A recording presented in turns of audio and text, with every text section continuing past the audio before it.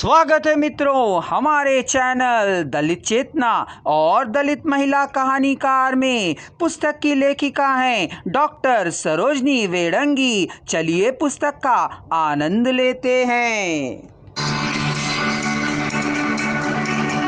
पूछने पर पता चला कि लंबी बीमारी से एक व्यक्ति आज रात ही चल बसा है।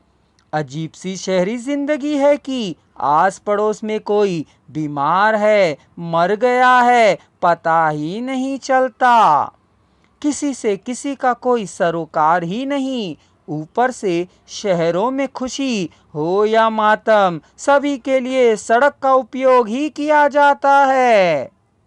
घर और आंगन बहुत छोटे छोटे होते हैं। मातम मनाने आए आस पड़ोस के लोग दरी बिछाकर सड़क पर ही बैठ गए। जब मिट्टी लेकर ट्रक आया तब उन्हें उठना पड़ा था। ऐसा है शहरों का वातावरण। किसी को किसी से कोई मतलब नहीं, सभी अपने अपने कामों में व्यस्त हैं। सामाजिक मूल्यों का ह्रास यहाँ कुछ ज्यादा ही है। सामाजिक क्या, मानवीय मूल्य भी इस जीवन शैली की चोट से नहीं बचते। कितनी तंग सी शहरी जिंदगी है। बगल से बगल के आदमी को हारी बीमारी का पता तक भी नहीं चल पाता। आज का आदमी यंत्रवत कितना सिमट कर रह गया है। मिट्टी को सहेजने के लिए मजदूरों की खोज हुई। एक मजदूर से बातचीत कर 4 मजदूरों की व्यवस्था हुई। बारिश के माहौल के कारण उन्हें कुछ अधिक ही मजदूरी देकर तय किया गया। एक और मिट्टी के बरसी का डर, दूसरी ओर मौत के कारण मास्टर दास्ता की मजबूरी। कैसी परिस्थिति है। मजदूरों के लिए बस्ती और रसालों का इंतजाम किया गया। वे चारों मजदूर कम में लग गए। तभी उनमें से एक ग्रामीण बोली का प्रयोग कर अपने एक पंडित साथी से कहता है। खुद वह एक बिहारी मुसलमान लग रहा था। तभी दूसरे मजदूर ने कहा, अय पंडित, थोड़ी और बनवा रे।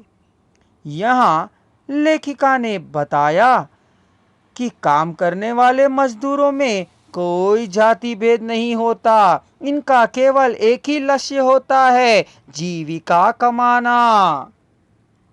वे आपसी भेद से ज्यादा अपने काम को महत्व देते हैं। पंडित तंबाकू बना रहा है और मुल्ला खा रहा है। यह दृश्य हरिवंश राय बच्चन के मधुशाला कविता जैसी ही कुछ लगी, जहां कोई वर्ग और वर्ण भेद नहीं होता।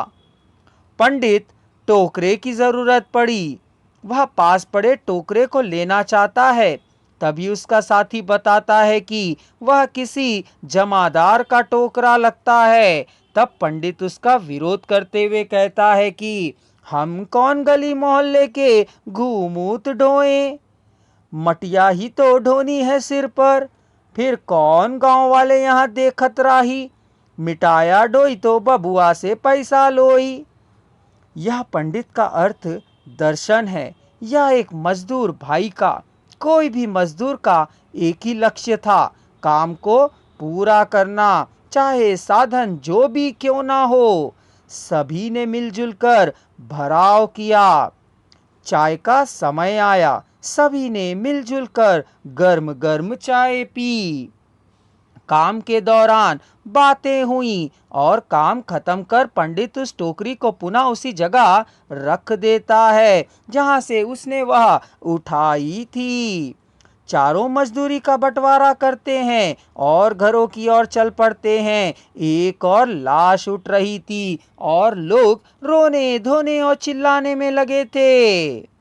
लेखिका ने प्रस्तुत किया है कि यह संसार एक बड़ा रंगमंच है।